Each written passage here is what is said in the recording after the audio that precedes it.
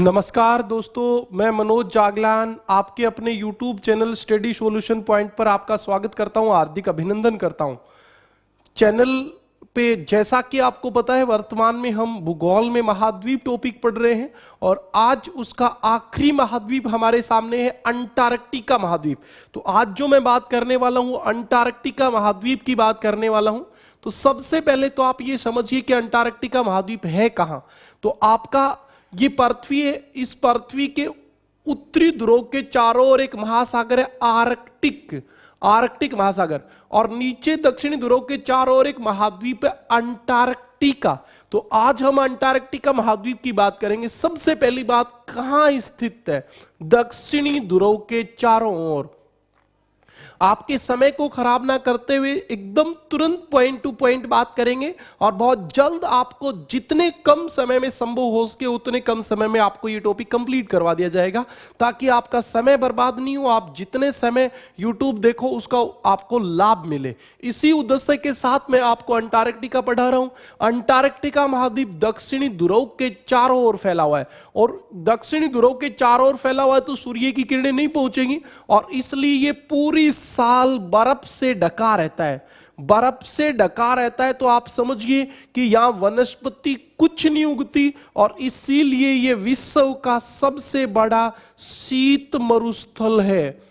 Antarctica महाद्वीप को शीत मरुस्थल की संज्ञा दी जाती है। इसके ऊपर कोई वनस्पति नहीं उगती, सिर्फ एक भाग है पाल्मर प्रायद्वीप।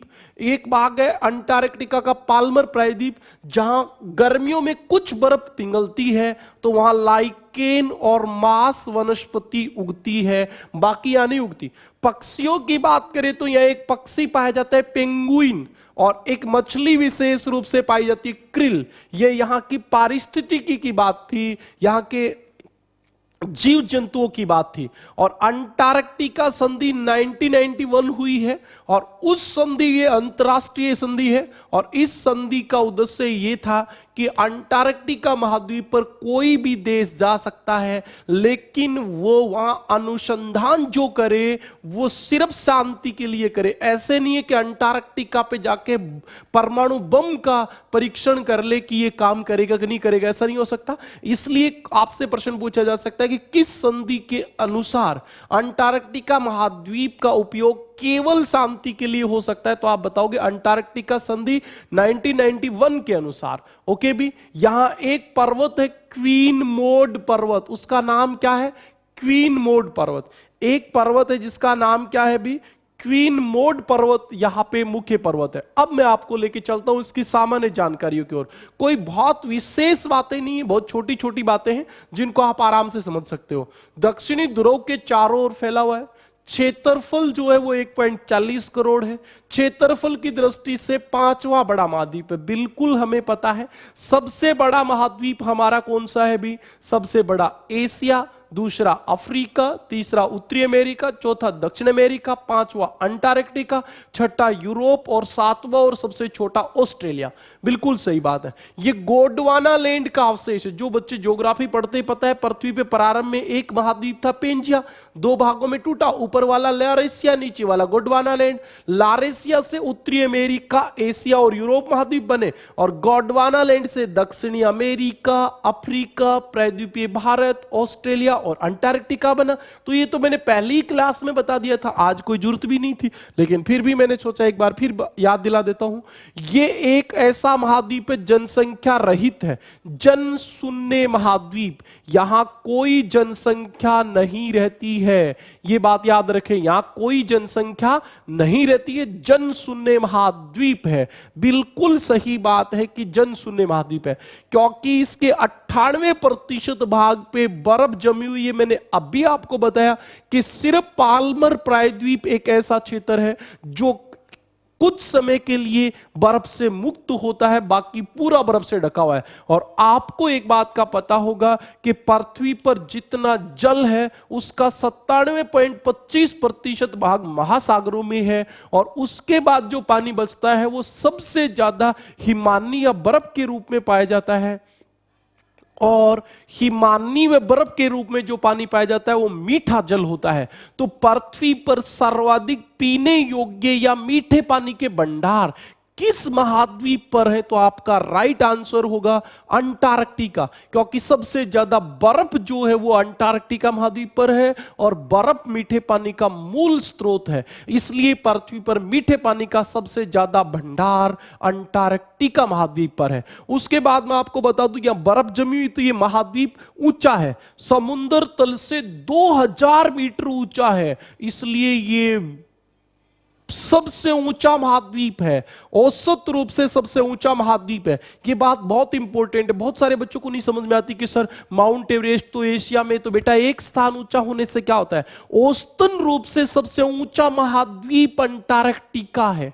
औसतन रूप से सबसे ऊंचा महाद्वीप अंटार्कटिका महाद्वीप है। आपको यह बात याद रखना, बर्फ से ढका रहता है इसलिए पोल ऑफ कोल्ड कहते हैं। मीठे पानी के सर्वाधिक भंडार हैं। बर्फ सफेद होती है इसलिए श्वेत महाद्वीप कहते हैं। और यह गतिशील महाद्वीप कैसे है? जब बर्फ पिघलती है तो यह महाद्वीप छोटा हो जाता है और जब बर्फ जमती है तो बड़ा हो जाता है, इसलिए इसको गतिशील महाद्वीप भी कहते हैं। और यह विज्ञान के लिए समर्पित महाद्वीप है, क्योंकि इस महाद्वीप के ऊपर अनेक देशों के अनुसंधान केंद्र स्थित है। आप एक बार देख लीजिए, स्क्रीनशॉट ले लीजिए, एक बार पुनः आपको ये बातें याद दिला देता हूं और उसके बाद में आपको इसकी खोज किसने की और भारत के कौन कौन से अनुसंधान केंद्र हैं ये बात बताने वाला हूं।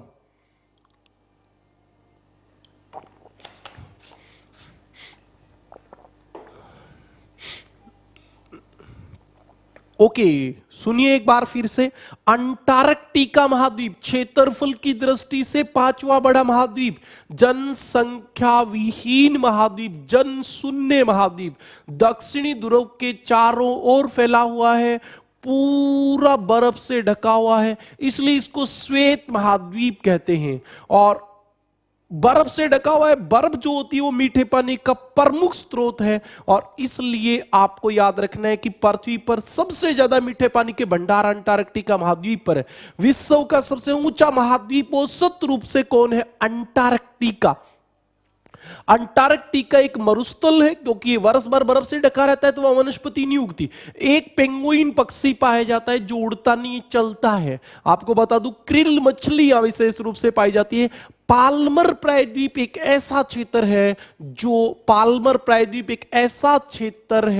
जो गर्मियों में बर्फ पिघलने से थोड़ा सा स्थल वहां दिखाई देता है, इसलिए वहां लाइकेन और मांस वनस्पति उगती है। आप याद रखना, अंटार्कटिका महाद्वीप विज्ञान के लिए समर्पित महाद्वीप है, श्वेत महाद्वीप है, गतिशील महाद्वीप है, सबसे ऊंचा महाद्वीप है, जन शून्य महाद्वीप है, गोंडवाना लैंड से बना हुआ है, क्षेत्रफल में पांचवा बड़ा महाद्वीप है और विश्व का सबसे बड़ा ठंडा मरुस्थल है। और इसी के बाद इसकी सामान्य बातें कंप्लीट हो गई। अंटार्कटिका संधि 1991 के अनुसार अंटार्कटिका महाद्वीप का उपयोग केवल शांति के उद्देश्यों के लिए किया जा सकता है। आप इसके बाद जो सुनोगे वो क्या कि अंटार्कटिका की खोज किसने की? सबसे पहले अंटार्कटिका पे कौन गया, दक्षिणी ध्रुव पे कौन गया, भारत का कौन गया और भारत के वहां कौन कौन से अनुसंधान केंद्र हैं। और जैसे ही आप ये बात कंप्लीट करोगे उसी के साथ अंटार्कटिका महाद्वीप जो आपका है वो कंप्लीट हो जाएगा। तो अगली बात हम देख रहे थे कि अंटार्कटिका की खोज किसने की और कौन कौन से भारत के अनुसंधान केंद्र हैं। उसी कड़ी में बीच का मैंने हटा दिया है, तो आप सीधे इसी पे आ जाइए मैटर पे कि अंटार्कटिका की खोज किसने की। सबसे पहले हम खोज की बात करें तो देखिए आप, अंटार्कटिका महाद्वीप है कि नहीं, ये बात सबसे पहले कहने वाला विद्वान था टॉलमी। टॉलमी को आप जानते भी होंगे।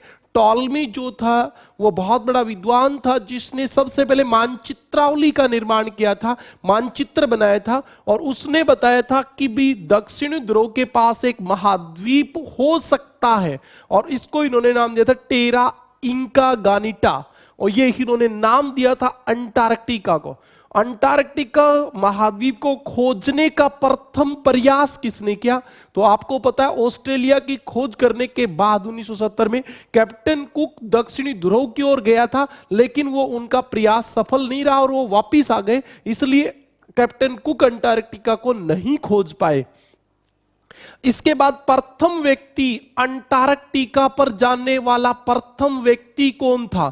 तो अंटार्कटिका पर जाने वाला प्रथम व्यक्ति FW सोसेन था, जो 1820 में वहां चला गया था। और दक्षिणी ध्रुव पर जाने वाला प्रथम विद्वान था एमंडसन। आप देखिए, जैसे ये महाद्वीप है, इस महाद्वीप पे यहां जाके आया तो महाद्वीप, और यहां एकदम केंद्र में पहुंचे तो दक्षिणी ध्रुव। तो आपको याद रखना है, अंटार्कटिका महाद्वीप पर पहुंचने वाला प्रथम व्यक्ति कौन था? सोसेन। और दक्षिणी ध्रुव पर पहुंचने वाला प्रथम व्यक्ति कौन था? एमंडसन।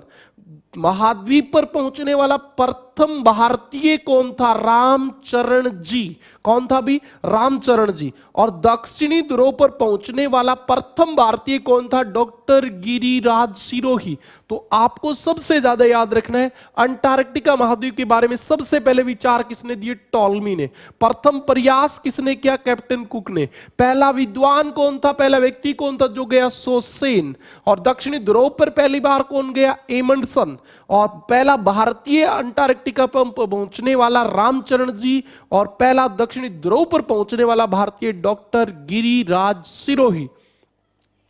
इसके बाद मैं बता देता हूं, भारत ने अंटार्कटिका खोज की शुरुआत 6 दिसंबर 1981 को की थी, और गोवा से भारत का पहला अंटार्कटिका अभियान शुरू हुआ। और यह अभियान डॉक्टर सैयद कासिम के नेतृत्व में शुरू हुआ था।